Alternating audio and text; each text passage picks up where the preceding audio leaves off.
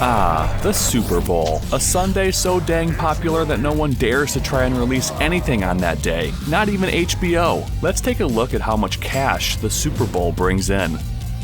The Super Bowl is one of those events that the whole family can enjoy. The sporty people can watch the sports ball, and everyone else gets to enjoy the commercials. It's a win-win type of event. Those advertisements cost a pretty penny as well. In 2021, CBS sold all of its advertising space for $5.6 million for a 30-second slot. $6 to $7 million appears to be the going rate for this year's Super Bowl. And again, that's for just 30 seconds. So those long narrative commercials cost quite a lot. Some of the most expensive commercials that we have seen so far include the Google Loretta commercial that aired in 2020, costing $16.8 million. Amazon, before Alexa, that also aired in 2020, cost the same $16.8 million. 84 Lumber, The Journey Begins, aired in 2017 and cost $16.2 million.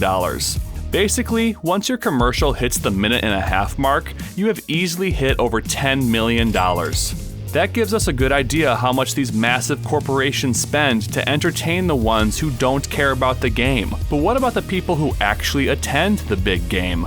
If you think a touchdown will be scored during the Super Bowl, then click that subscribe button to stay up to date on the biggest NFL stars. The price of tickets is another way the NFL rakes in massive profits during the Super Bowl. VividSeats.com states on their website that they have Super Bowl tickets to fit your budget.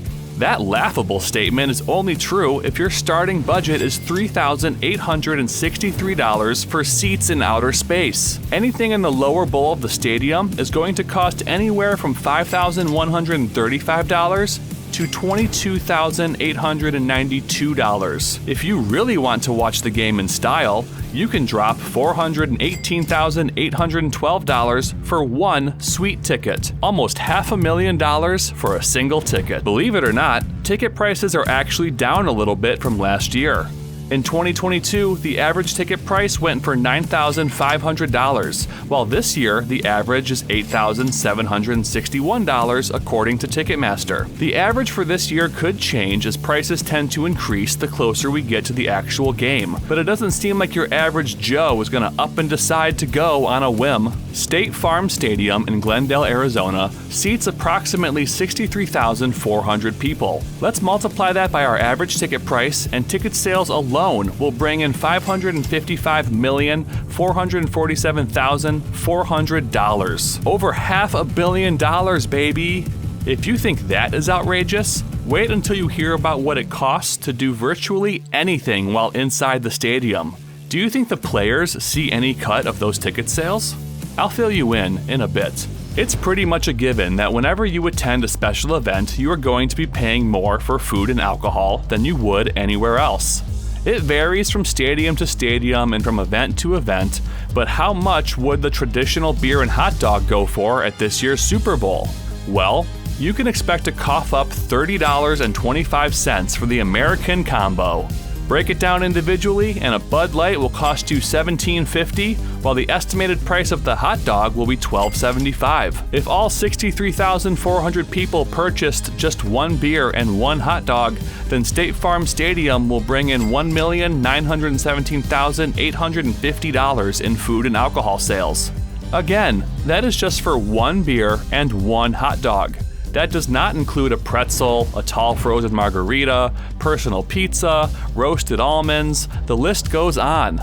Now, a ton of food is consumed outside of the stadium at Super Bowl parties across America. According to CNN.com, the price of avocados are down 20% since last year, which is good, since around 8 million pounds of guacamole is consumed on Super Bowl Sunday.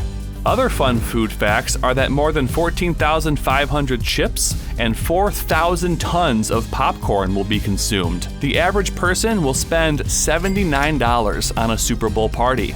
Are you going to take the over or the under on how long the national anthem will last? How much are you putting down on the coin toss? Hypothetically speaking, of course, I don't want to get arrested for illicit gambling. It is estimated that the Super Bowl will bring in $16 billion in legal bets this year, which is about twice as much as last year.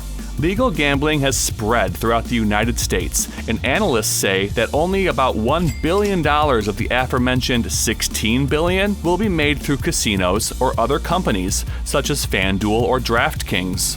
The states leading this charge, according to Eilers & Krejcik Gaming Research, are Nevada, big surprise, New York, Pennsylvania, Ohio, and New Jersey. That also means that $15 billion in side bets are going to be made this year between your uncles, cousins, friends, office pools, etc., which is kind of crazy to think about. $15 billion being exchanged within living rooms across America. The gaming research firm estimates that about 10 to 15% will be wagered after the game has begun in the form of parlays or simple bets on the outcome of the game.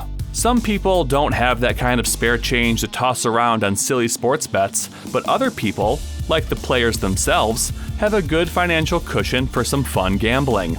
Making it to the Super Bowl is a big deal for NFL teams and players. Not only is it one of the biggest championship battles in all of sports, but being on a team in the Super Bowl usually comes with some extra cash in your pocket.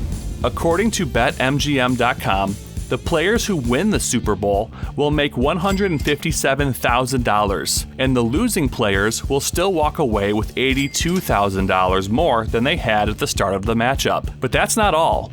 Each team has already been paid for each postseason game they have won. The conference championship game pays out $69,000. The divisional round pays $46,500 just for participating.